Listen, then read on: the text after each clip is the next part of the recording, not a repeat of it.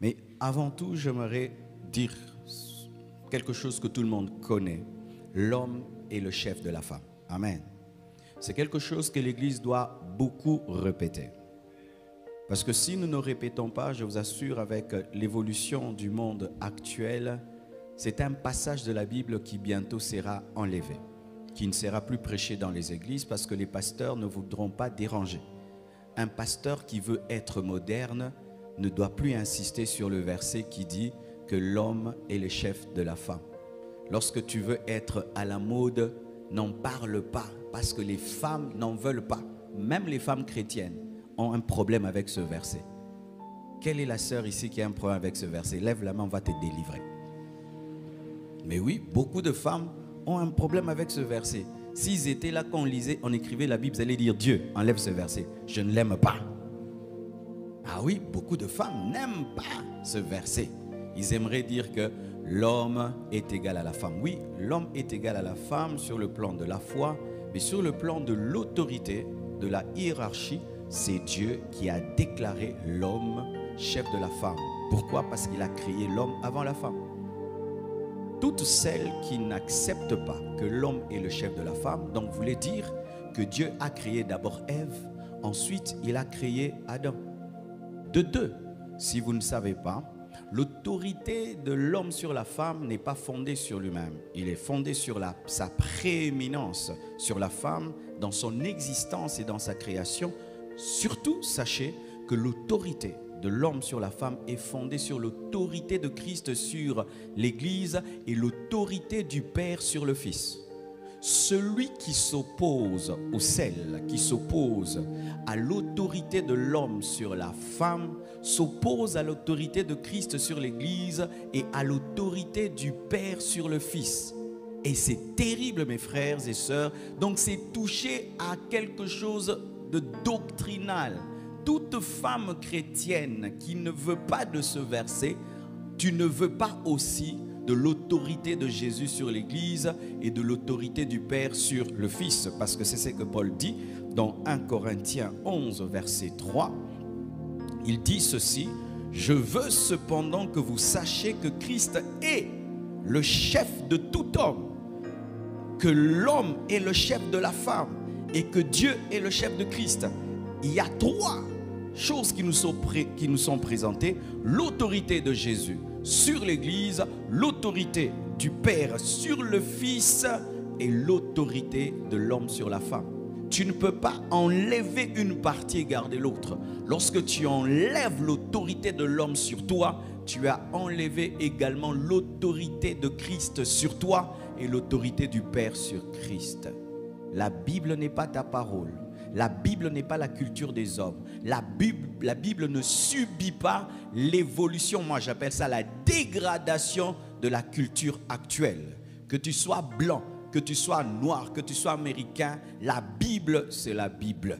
Aujourd'hui, de plus en plus, quand vous regardez les films, on nous présente des femmes insoumises. Quand vous suivez l'internet, on présente des femmes insoumises. Une femme insoumise, c'est ça la femme moderne. Non, c'est la malédiction. C'est la malédiction, qu'on ne vous trompe pas. Ça fait beau, ça fait genre. Moi, je ne respecte pas un homme. Moi, l'homme ne peut pas. C'est beau, mais au dernier jour, femme, tu rendras compte à Dieu de ton insoumission à ton mari. Maman, tu rendras compte au dernier jour de ton insoumission à ton mari. Dieu ne va pas seulement nous demander de compte sur l'adultère, la fidélité, même aussi sur la soumission. Car Jésus, après qu'il ait reçu le nom qui est élevé au-dessus de tout autre nom, s'est soumis au Père pour respecter la hiérarchie. Dieu n'est pas fou quand il dit que l'homme est le chef de la femme. Quand tu viens corriger ça, malgré tes diplômes et tout le reste, tu as corrigé la parole. Et beaucoup de femmes sont en train de corriger la Bible dans leur maison. Et tu peux aussi dire ça de ta bouche, mais dans la réalité, tu es insoumise. Beaucoup de femmes sont insoumises, mais elles sont les premières à donner des conseils de soumission aux autres.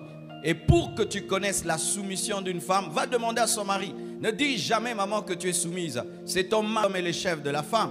Mais il compare maintenant l'amour de Christ à l'amour que l'homme doit avoir. Ainsi encore, Un homme qui n'aime pas sa femme renie l'amour de Christ pour l'Église et renie l'amour du Père pour le Fils. Lorsque tu veux comprendre l'amour que tu dois avoir pour ta femme, tu dois regarder comment Jésus t'aime, comment Jésus a aimé le monde et comment le Père aime le Fils. C'est ainsi que tu dois aimer ta femme. Tout homme qui s'aigrit de sa femme, qui est fatigué de sa femme, qui trompe sa femme, qui bat sa femme, qui rend malheureuse sa femme, est un homme qui est en train de cracher sur l'œuvre de la croix, qui est en train de cracher sur l'œuvre qu'il a sauvée, qui est en train de cracher sur l'image qu'il doit manifester de Christ. Car le monde n'a pas vu cet amour. C'est irréel pour les païens que Dieu puisse aimer les hommes et mourir pour eux. C'est au travers de ton couple que le monde le verra. Et être un chrétien, être un mauvais mari, c'est une insulte au christianisme, une insulte à l'évangile.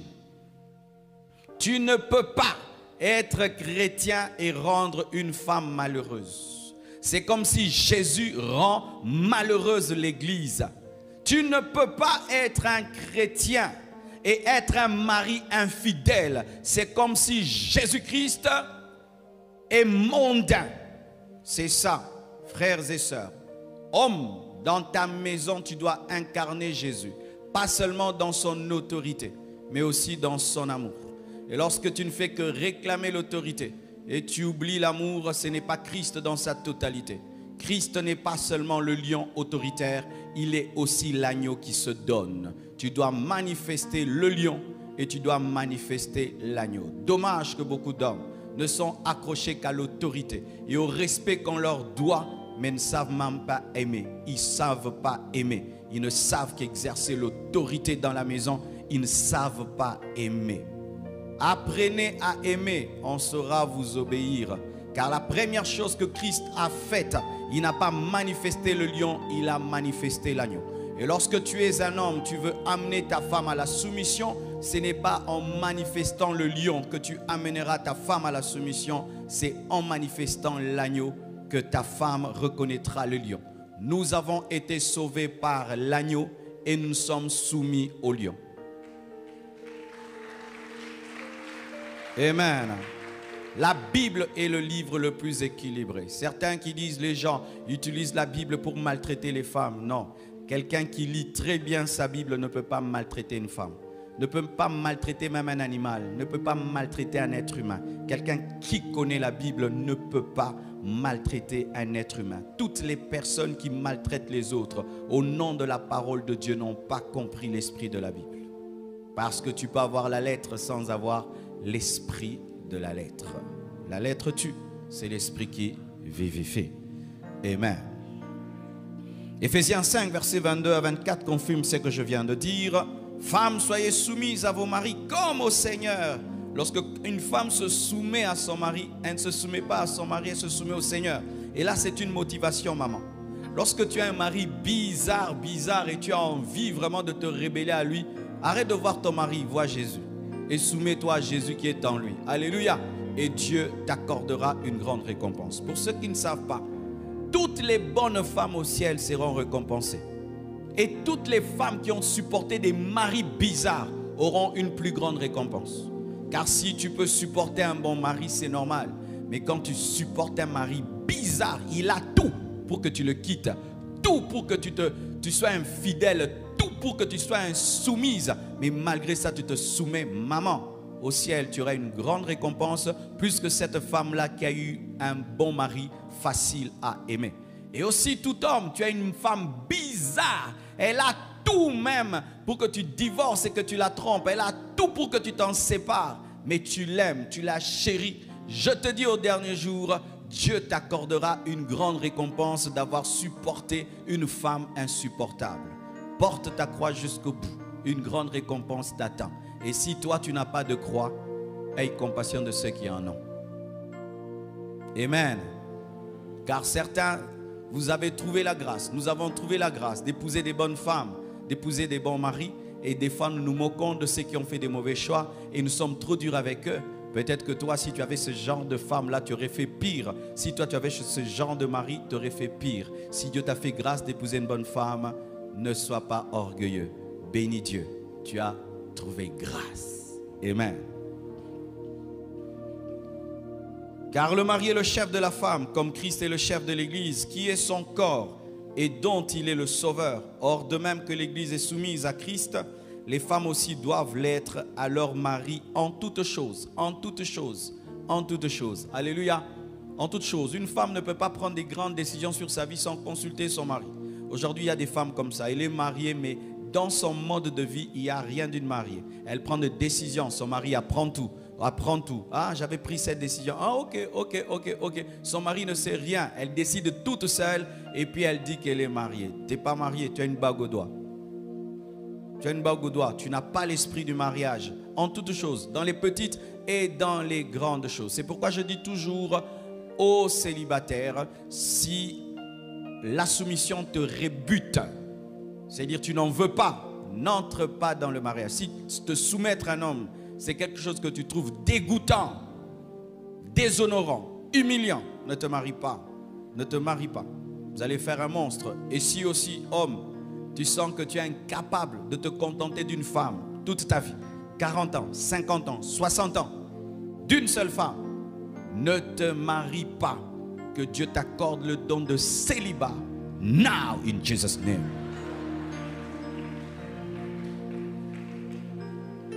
Tu as reçu?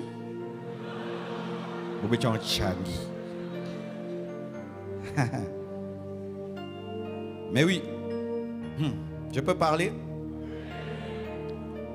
Il y a une chose qui m'étonne souvent. N'est-ce pas que lorsque nous préparons une nourriture et nous trouvons qu'elle est incomestible, elle est brûlée, elle est abîmée, elle n'est pas bonne, on ne l'offre pas, n'est-ce pas?